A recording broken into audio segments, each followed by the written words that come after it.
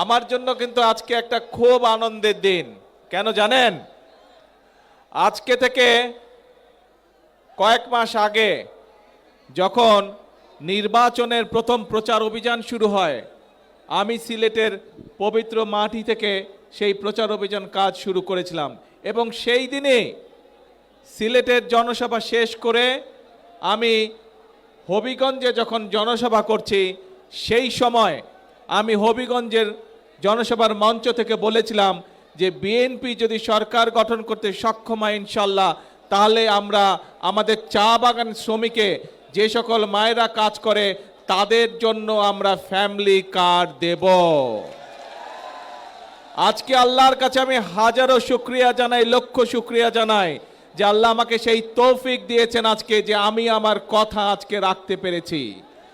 আমি আজকে আমার সরকার যে কথা আমি দিয়েছিলাম, আমার সরকার আজকে চা বাগানের শ্রমিকদের যারা নারী শ্রমিক আছেন তাদের কাছে আমরা ফ্যামিলি কার্ড পৌঁছে দিয়েছি আজকে। হ্যাঁ, আমরা হয়তো আজকে সবাইকে দিতে পারিনি, কিন্তু ইনশাল্লাহ আগামী 1 বছরের মধ্যে আমরা প্রায় সকল নারী শ্রমিকের কাছে, চা বাগানের সকলের কাছে আমরা ফ্যামিলি কার্ড পৌঁছে দেব ইনশাল্লাহ।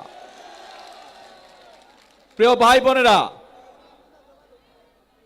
বিগত 17 তারিখের ফেব্রুয়ারির 12 তারিখের নির্বাচনে এই বাংলাদেশের মানুষ বাংলাদেশ জাতীয়তাবাদী দলকে নির্বাচিত করেছিল। কেন? কারণ আমরা সেই সময় মানুষকে বলেছিলাম যে আপনারা যদি আমাদেরকে নির্বাচিত করেন, আমরা জনগণের জন্য কাজ করব। প্রথম একটি কাজের কথা বলেছিলাম, সেটি হচ্ছে যে আমরা বিশ্বাস করি এই আমাদের প্রিয় মাতৃভূমি বাংলাদেশকে যদি সামনের দিকে এগিয়ে নিয়ে যেতে হয়, তাহলে সকলকে একসাথে আমাদের সহযোগিতা করতে হবে, সকলকে একসাথে কাজ করতে হবে। এবং সেজন্যই আমরা মনে করি যে পুরুষদের পাশাপাশি আমরা যদি নারীদেরকে সাহায্য করতে না পারি স্বাবলম্বী হওয়ার জন্য, তাহলে দেশকে এগিয়ে নিয়ে যাওয়া সম্ভব নয়। এবং সেই জন্যই নারীদেরকে স্বাবলম্বী করে গড়ে তোলার জন্য আমরা এই ফ্যামিলি কার্ডের কথা বলেছিলাম। বাংলাদেশে প্রায় 4 কোটির মতন পরিবার রয়েছে। আমরা বলেছিলাম যে আমরা যদি সরকার গঠন করতে সক্ষম হই 12 তারিখের নির্বাচনে, তাহলে পর্যায়ক্রমিকভাবে সকল পরিবারের কাছে আমরা ফ্যামিলি কার্ড পৌঁছে দেব। বিশেষ করে নারী প্রধানদের কাছে, পরিবারের যে নারী প্রধান তার কাছে আমরা নির্বাচন হওয়ার সাথে সাথে 1 মাসেরও কম সময়ের ভিতরে আমরা আমাদের এই প্রতিশ্রুতি বাস্তবায়নের কাজ শুরু করেছিলাম। প্রিয় ভাই বোনেরা, আমাদের লক্ষ্য পরিষ্কার, বাংলাদেশের ভাগ্যের পরিবর্তন করা, বাংলাদেশের মানুষের ভাগ্যের পরিবর্তন করা। এবং সে কারণেই আপনারা দেখেছেন যে আজকে শুধু ফ্যামিলি কার্ডই নয়, ফ্যামিলি কার্ড দেবার পাশাপাশি এই যে চা বাগানের শ্রমিক, নারী শ্রমিক যারা, তাদের কাছে আমরা অনেকের কাছে আমরা ঘর প্রদানের জন্য 2 লক্ষ টাকা আমরা দিয়েছি 50 জন শ্রমিককে। 2 লক্ষ টাকা করে দিয়েছি 50 জন। আমি এখানে স্টেজের মধ্যে 3 জনের হাতে সেই 2 লক্ষ টাকার চেক তুলে দিয়েছি। আর বাকি আমরা প্রশাসনের মাধ্যমে বাকি যারা পেয়েছেন আজকে সকলের কাছে ইনশাল্লাহ আমরা সেই টাকা পৌঁছে দেব। আপনারা পেয়ে যাবেন সেই টাকা 2 লক্ষ, যাতে চা শ্রমিকরা অত্যন্ত কষ্টে থাকে আমরা জানি, সে ধীরে ধীরে তাদেরকে একটু ভালো অবস্থায় যাতে আনা যায়, সেই জন্য আমরা 2 লক্ষ টাকা করে দিয়েছি। এর বাইরেও চা শ্রমিকদের সন্তানরা যাতে লেখাপড়া শিখতে পারে, সেই জন্য আমরা তাদেরকে বিশেষ স্কলারশিপ দিয়েছি, তাদের সন্তানদেরকে স্কলারশিপ দিয়েছি। প্রায় 150 জনের মতন চা শ্রমিক পরিবারের সন্তানদেরকে আমরা স্কলারশিপ দিয়েছি। এর বাইরে আমরা এখানে দেখেছেন, আপনারা এই হাজার হাজার মানুষ দেখেছেন যে প্রতিবন্ধী মানুষ কয়েকজন এসেছেন এই মঞ্চে, তাদের হাতে তাদের চিকিৎসার জন্য আমরা 50,000 কাউকে, 10,000 কাউকে আমরা টাকাটা তুলে দিয়েছি, চেক তুলে দিয়েছি। বাকিগুলো আমি কয়েকজনের হাতে দিয়েছি, বাকি টাকাগুলো প্রশাসনের পক্ষ থেকে তাদের ঘরে পৌঁছে দেওয়া হবে। প্রিয় ভাই বোনেরা, নিশ্চয়ই আপনাদের মনে আছে আমরা বলেছিলাম এই কাজগুলোর পাশাপাশিও আমরা এই দেশের কৃষকদের পাশেও দাঁড়াতে চাই এবং এই যে বর্তমান বাজেট যেটা আমরা কয়েকদিন আগে বাজেট সংসদে উপস্থাপন করেছি, সেই বাজেটে আমরা অর্থ বরাদ্দ করেছি আগামী বছর, এই যে সামনে এখন জুলাই মাস থেকে আগামী 1 বছর পর্যন্ত আমরা বাংলাদেশের 40 লক্ষ কৃষক ভাইয়ের হাতে আমরা কৃষক কার্ড তুলে দেব। ঠিক একইভাবে আগামী 1 বছরে 40 লক্ষ পরিবারের কাছে যেমন ফ্যামিলি কার্ড তুলে দেব, 40 লক্ষ কৃষকের কাছে আমরা কৃষক কার্ড তুলে দিব। প্রিয় ভাই বোনেরা, শুধু তাই নয়, আমরা নির্বাচনের আগে বলেছিলাম যে আমরা এই বাংলাদেশে, আমি মুসলমান, আরেকজন আছেন হিন্দু ভাই, আরেকজন আছেন বৌদ্ধ, আরেকজন আছেন খ্রিস্টান, আমরা বিভিন্ন ধর্মের মানুষ শান্তিতে এই বাংলাদেশে বসবাস করি, হাজার বছরের ঐতিহ্য আমাদের। কিন্তু এই যে আমাদের ধর্মীয় শিক্ষক বা ধর্মীয় গুরু যারা মসজিদ মাদ্রাসাই হোক, গির্জাই হোক, মন্দির হোক, এখানে যারা আছেন ধর্মীয় ব্যক্তিত্ব বা ধর্মীয় গুরু, এই মানুষগুলো মানবতার জীবন যাপন করেন অনেকে। আমরা বলেছিলাম বিএনপি সরকার গঠনে সক্ষম হলে এই মানুষগুলোকে আমরা সরকারের পক্ষ থেকে সম্মানের ব্যবস্থা করব। প্রিয় ভাই বোনেরা, আপনারা দেখেছেন আমাদের সেই প্রতিশ্রুতিও আমরা রক্ষা করেছি। যেভাবে আমরা মায়েদের হাতে ফ্যামিলি কার্ড তুলে দিচ্ছি ধীরে ধীরে, যেভাবে আমরা কৃষক ভাইদের আছে কৃষক কার্ড তুলে দেওয়ার চেষ্টা করছি ধীরে ধীরে, আমরা একইভাবে ইমাম, মুয়াজ্জিম, খতিব সহ অন্যান্য ধর্মের যারা ধর্মীয় গুরু আছেন তাদের হাতেও সম্মানের ব্যবস্থা তুলে দিচ্ছি। আপনারা আজকে আপনাদের স্বচক্ষে দেখলেন যে আমরা যারা মেধাবী স্টুডেন্ট, যারা কিন্তু অর্থনৈতিক কারণে ঠিকভাবে বই কিনতে পারে না, পড়ালেখা করতে পারে না, এরকম চা শ্রমিক পরিবারের যারা সন্তান, তাদের হাতেও আমরা তুলে দিয়েছি অর্থ সরকারের পক্ষ থেকে। অর্থাৎ আমরা মানুষের পাশে দাঁড়াতে চাই, মানুষকে সহযোগিতা করতে চাই। প্রিয় ভাই বোনেরা, এটাই হচ্ছে বিএনপির রাজনীতি। আমরা দেশকে এগিয়ে নিতে চাই, দেশের ভাগ্য পরিবর্তন করতে চাই, মানুষকে মানুষের ভাগ্যের পরিবর্তন করতে চাই। প্রিয় ভাই বোনেরা, কিন্তু প্রিয় ভাই বোনেরা, আপনারা কি মনে করেন যেই কাজগুলো, যেই বিষয়গুলো আপনাদের চোখের সামনে দেখেছেন, আগামী 5 বছর বিএনপি এই কাজগুলো অব্যাহত রাখুক? আপনারা কি এটা চান? কে মায়েরা, আপনারা কি চান বাংলাদেশের সকল মায়েদের কাছে আমরা ফ্যামিলি কার্ড পৌঁছে দেই? আচ্ছা, ধন্যবাদ। কিন্তু কয়েকদিন ধরে দেখুন পত্র পত্রিকাগুলো, আমরা দেখছি আমরা যেই বাজেট উপস্থাপন করেছি সেই বাজেটের মধ্যে আমরা এই ফ্যামিলি কার্ডের জন্য অর্থ বরাদ্দ রেখেছি। আমরা যে বাজেট উপস্থাপন করেছি সংসদে, সেই বাজেটের মধ্যে আমরা কৃষক কার্ডের জন্য অর্থ বরাদ্দ রেখেছি। আমরা যেই ফ্যামিলি বাজেট উপস্থাপন করেছি সেই বাজেটে আমরা আমাদের দেশের ছেলেমেয়েরা, স্টুডেন্টরা যাতে স্কুল কলেজে ভালো করে লেখাপড়া করতে পারে, যাতে খেলাধুলা করতে পারে, তার জন্য অর্থ বরাদ্দ রেখেছি। আমরা যেই বাজেট পেশ করেছি জাতীয় সংসদে, সেখানে এই যে হাজার হাজার আপনারা মানুষ, সারা বাংলাদেশে যে কোটি কোটি মানুষ, তারা যাতে সঠিকভাবে চিকিৎসা পেতে পারে, সেই জন্য এই প্রত্যেক উপজেলা পর্যায়ে যে 50 বেডের হসপিটাল আছে, সেটিকে ইনশাল্লাহ আগামী 5 বছর আমরা 100 বেড করব। তার জন্য আমরা অর্থ বরাদ্দ রেখেছি, যাতে করে এলাকার মানুষ, উপজেলার মানুষ, গ্রামের মানুষ স্বাস্থ্য সেবা পেতে পারে, মিনিমাম স্বাস্থ্য সেবা পেতে পারে অন্তত। কিন্তু বাজেটের পরে নিশ্চয়ই আপনারা দেখেছেন যেই বাজেটে আমরা সাধারণ মানুষ, খেটে খাওয়া মানুষের জন্য অর্থ বরাদ্দ রেখেছি, অনেকে বলেছে সেই বাজেট বলে তারা মানে না। দেখেছেন না পত্রিকায়, সংবাদে?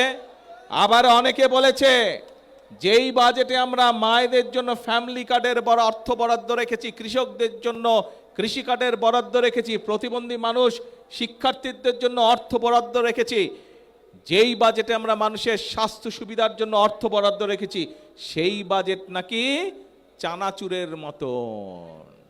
শুনেছেন এই কথা? কিছু কিছু লোক বলেছে। প্রিয় ভাই বোনেরা, যেই বাজেট জনগণের বাজেট, যেই বাজেটের মাধ্যমে, অর্থ বরাদ্দের মাধ্যমে আমরা জনগণের ভাগ্যের পরিবর্তন করতে চাই, সেই বাজেটকে যারা চানাচুরের সাথে তুলনা করে, যেই বাজেটে আমরা জনগণের জন্য স্বাস্থ্য সুবিধার অর্থ বরাদ্দ রেখেছি, কৃষক ভাইদের জন্য অর্থ বরাদ্দ রেখেছি, যেই বাজেটে আমাদের সন্তানরা যাতে ভালোভাবে লেখাপড়া শিখতে পারে তার জন্য সর্বোচ্চ বাজেট রেখেছি, সেই বাজেটকে বলে তারা গণবিরোধী বাজেট। দেখেছেন না? তাহলে প্রিয় ভাই বোনেরা, আমরা যাতে এই দেশের যারা শিল্পোদ্যোক্তা আছে, যারা মিল ফ্যাক্টরি তৈরি করতে পারে, তার ফলে আমাদের বেকারদের কর্মসংস্থানের ব্যবস্থা করতে পারে, সেই জন্য এই দেশে বাংলাদেশে যে সকল দ্রব্য তৈরি হয়, একই দ্রব্য কেউ যদি বিদেশ থেকে আমদানি করে তার উপরে আমরা শুল্ক বাড়িয়ে দিয়েছি, যাতে করে বাংলাদেশের মিল কলকারখানাগুলো রক্ষা পায়, যাতে করে সেই মিল কারখানাগুলো যদি চলে তাহলে আমাদের ছেলেমেয়েরা সেখানে চাকরি বাকরি করতে পারবে। একই জিনিস যদি বিদেশ থেকে আসে তখন আমাদের মিল কারখানা চলবে? বন্ধ হয়ে যাবে। সেই জন্য আমাদের মিল কারখানাগুলোকে আমরা প্রোটেকশন দিয়েছি, সেই ব্যবস্থা আমরা এই বাজেটের মধ্যে রেখেছি। প্রিয় ভাই বোনেরা, আমরা এই বাজেটের মধ্যে অর্থ বরাদ্দ রেখেছি এবং একই সাথে বিভিন্ন নিত্য প্রয়োজনীয় দ্রব্য, চাল, ডাল, তেল, নুন, চিনি, এইসবের উপরে যে শুল্ক আগে ছিল, সেই শুল্ক আমরা, যে ট্যাক্স ছিল সেই ট্যাক্সও আমরা উঠিয়ে নিয়েছি, যাতে জিনিসের দাম না বাড়ে। জনগণের কথা চিন্তা করে আমরা 60টি নিত্য প্রয়োজনীয় দ্রব্যের উপর থেকে আমরা শুল্ক প্রত্যাহার করে নিয়েছি এই বাজেটে। এখন প্রিয় ভাই বোনেরা, যেই বাজেটে 60টি পণ্যের উপর থেকে শুল্ক প্রত্যাহার করে না হয়, সেই বাজেটকে একটি দল বলে গণবিরোধী বাজেট। এখন জনগণের জন্য যেই বাজেটে সকল ব্যবস্থা রেখেছি, সেই বাজেটকে যারা গণবিরোধী বলে, তারা কি কখনো জনগণের বন্ধু হতে পারে? তারা কখনো জনগণের বন্ধু হতে পারে না প্রিয় ভাই বোনেরা। কাজেই যারা জনগণকে বিভ্রান্ত করতে চায় প্রিয় ভাই বোনেরা, সেটি সংসদের ভেতরেই হোক, সেটি সংসদের বাইরেই হোক, তাদের ব্যাপারে আপনাদেরকে সচেতন থাকতে হবে। কারণ এই সকল লোকেরা, এই সকল দলগুলো দেশে যদি অশান্তি করার সুযোগ পায়, তাহলে আমরা ফ্যামিলি কার্ড বাস্তবায়ন করতে পারবো না।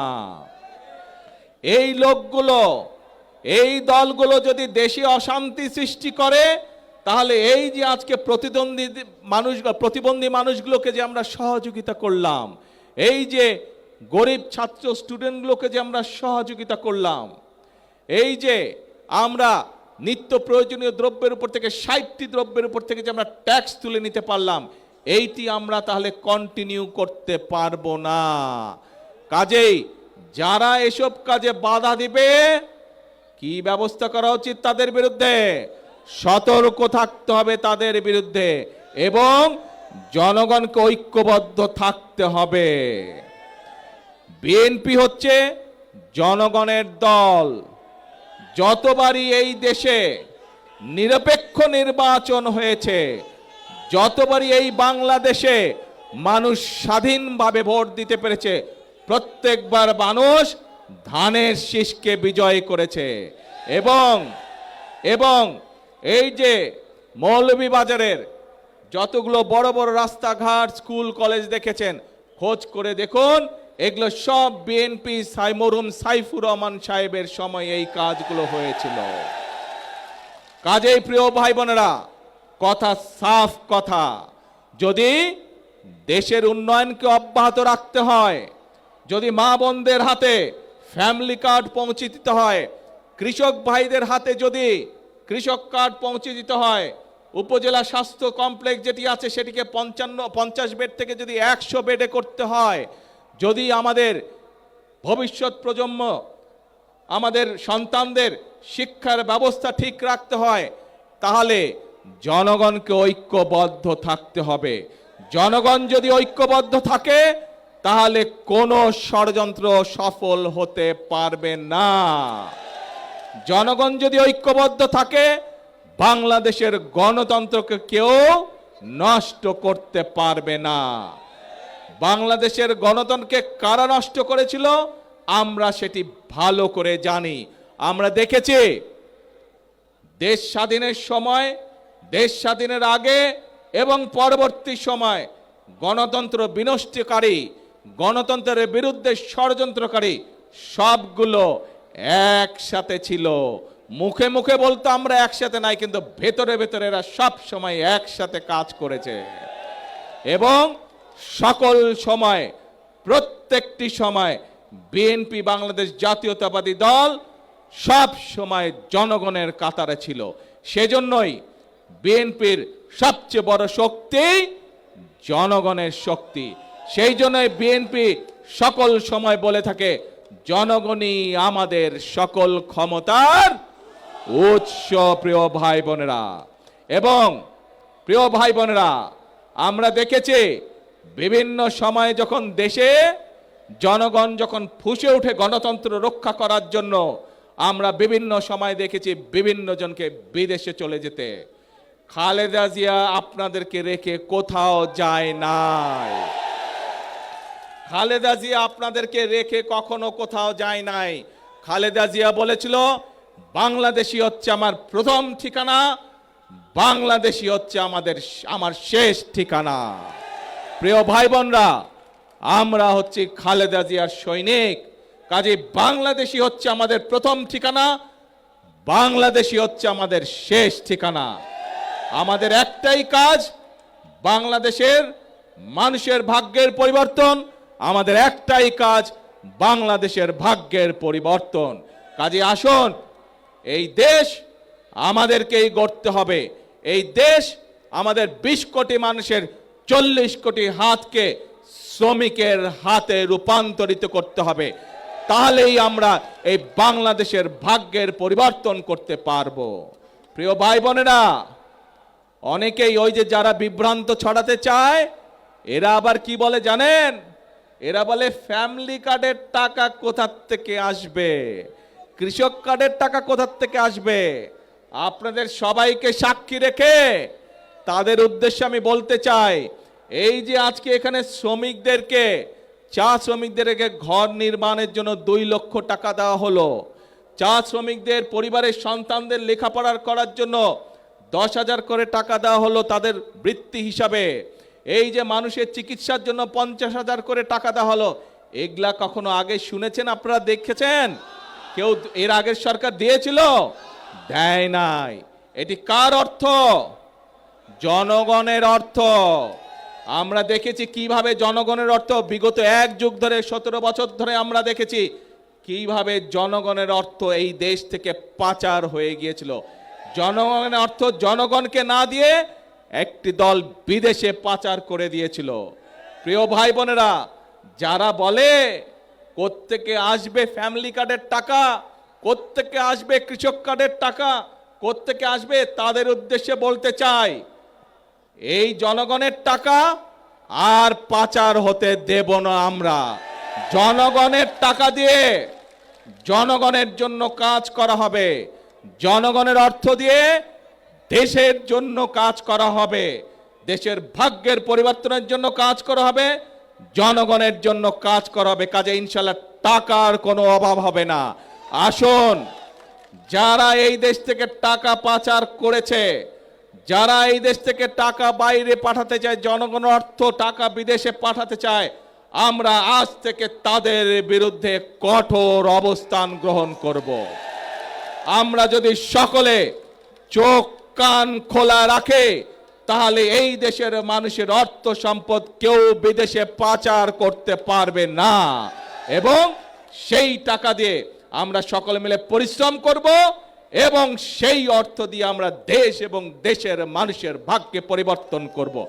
আছেন নাকি আমার সাথে সবাই এই কাজে? ইনশাআল্লাহ। আসুন তাহলে আজকের এই আনন্দের দিনে আমাদের প্রতিজ্ঞা হবে, আমাদের প্রতিশ্রুতি হবে একটাই, করব কাজ সবার আগে। এবং একই সাথে আরেকটা নতুন কথা বলি, করব কাজ গর্ব দেশ, সবার আগে বাংলাদেশ, সবার জন্য বাংলাদেশ। করব কাজ সবার আগে, সবার জন্য বাংলাদেশ। আল্লাহ হাফেজ। বাংলাদেশ জিন্দাবাদ। আল্লাহ হাফেজ।